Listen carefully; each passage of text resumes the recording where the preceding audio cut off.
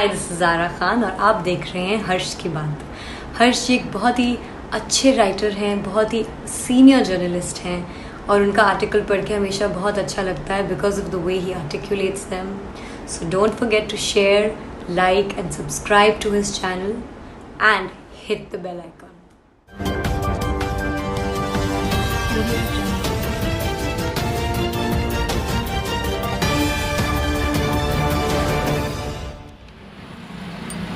नमस्कार।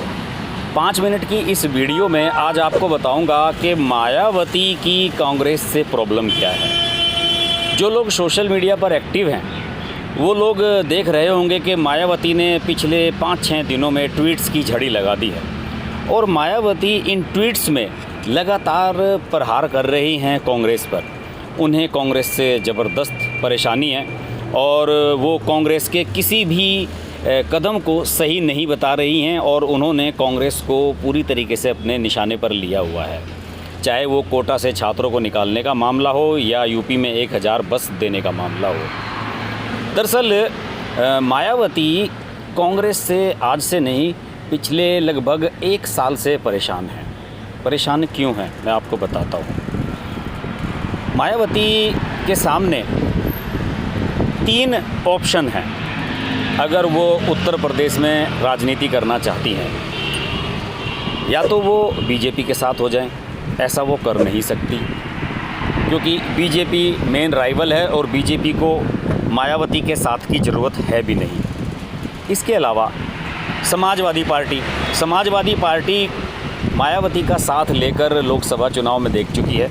मायावती मतलब निकल गया तो पहचानते नहीं वाली बात हुई और मायावती अपनी 10 सीटें, अपने 10 सांसद जिताकर अलग हो गई, गठबंधन तोड़ दिया और उल्टे अखिलेश यादव पर आरोप लगा दिए। तीसरा ऑप्शन बचता है कांग्रेस के साथ मायावती जा सकती थी इस बार, लेकिन पिछले 1 साल में कांग्रेस ने जो काम किए हैं वो सारे मायावती को परेशान करने वाले किए हैं। देखिए मैं बताता हूँ क्या हुआ। 2019 में लोकसभा चुनाव की जब तैयारियां चल रही थी, चुनाव कैंपेन चल रहा था और प्रियंका गांधी को पूर्वी उत्तर प्रदेश की प्रभारी बनाया गया था, महासचिव बनाया गया था पार्टी की, तो उस समय काफ़ी मीटिंग कांग्रेस की हो रही थी और कांग्रेस का जो अनुसूचित मोर्चा है उसके जो नेता हैं नितिन राउत, और नितिन राउत ने उस समय काफ़ी कुछ ऐसी बातें कही थी कि मायावती को परेशान करने वाली बातें जो हो सकती हैं। नितिन राउत ने एक मीटिंग में ये कह दिया था कि उत्तर प्रदेश की 40 सीटें ऐसी हैं जहां पर 20% दलित वोटर हैं और अगर हम चाहें तो ये दलित वोटर हमारे हो सकते हैं और मायावती ज़रूरी नहीं है कि सारे के सारे दलित वोटर बसपा को ही मिलें, मायावती को सिर्फ आधे दलित वोटर ही मिलते हैं। और उसी समय मायावती के कान खड़े हो गए थे। उसी समय से मायावती को ये लगने लगा था कि प्रियंका गांधी मायावती की काट में आई हैं और मायावती को किसी भी तरीके से दलित वोटर मायावती के तोड़ लिए जाएं, ये प्रियंका गांधी का टारगेट उन्हें नज़र आ रहा था। इसी मीटिंग में नितिन राउत ने ये कहा था कि इन 40 सीटों में से केवल 17 सीटें ऐसी हैं जो रिजर्व हैं, यानी कि जहां पर अनुसूचित जाति के लिए जो रिजर्व हैं और वहीं पर मायावती जीत सकती हैं। बाकी सीटों पर अगर हम लोग चाहें तो हम लोग अच्छी खासी 23 सीटों को हम हथिया सकते हैं। उसी समय से मायावती अलर्ट है। इसके अलावा प्रियंका गांधी ने पिछले साल जो भीम आर्मी है, जो दलित नेता हैं चंद्रशेखर आज़ाद, उनसे मुलाकात की थी। आपके ध्यान हो कि वो एक बार घायल हो गए थे और मेरठ में वो एडमिट हुए थे हॉस्पिटल में, और वहाँ पर जाकर प्रियंका गांधी उनसे मिलने गई थी। उनके साथ वहाँ पे राज बब्बर भी गए थे जो कि इस समय प्रदेश के अध्यक्ष थे, वो भी गए थे। और तभी से मायावती को ये लगने लगा था कि प्रियंका गांधी हो ना हो उनके दलित वोट बैंक को हथियाने की कोशिश कर रहे हैं।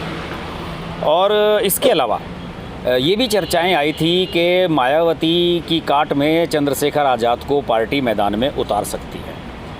इसके अलावा जब 2019 में गुना सीट से मध्य प्रदेश की ज्योतिरादित्य चुनाव लड़ रहे थे कांग्रेस के टिकट पर, तो उनके सामने बसपा के प्रत्याशी लोकेंद्र सिंह राजपूत थे और वो एकदम कांग्रेस में चले गए थे। ये मायावती के लिए झटका था।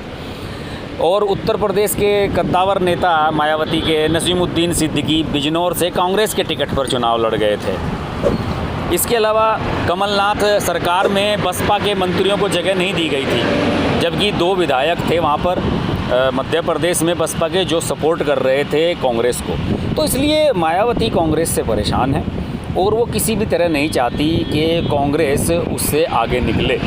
इसीलिए उन्होंने राजस्थान सरकार की आलोचना की। उन्होंने राजस्थान की सरकार से ये कहा कि आप लोग कोटा से बच्चों को निकाल नहीं पाए और दलितों के लिए आप बस भेज रहे हो और श्रमिक मजदूरों के लिए बस भेज रहे हो, और आपको शर्म आनी चाहिए कि आपने 36 लाख रुपए का बिल भेज दिया उत्तर प्रदेश की सरकार को और आप बिल मांग रहे हो बच्चों को वहाँ से निकालने का।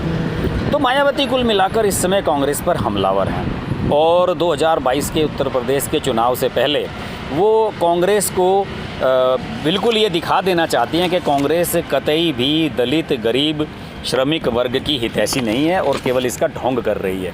आप स्लाइड्स में देख सकते हैं, मैंने वे सारे ट्वीट्स डाले हैं जिनमें मायावती ने कांग्रेस की आलोचना की है। और वो तो आपको मैंने पहले बताया ही है कि मध्य प्रदेश की जो उपचुनाव होने हैं 24 सीटों की, वहाँ मायावती ने कह दिया है कि हम 24 की 24 सीटों पर चुनाव लड़ने जा रहे हैं। यानी कि कांग्रेस को भले ही वो हरा ना सके, लेकिन कांग्रेस को वो जीतने भी देना नहीं चाहती हैं।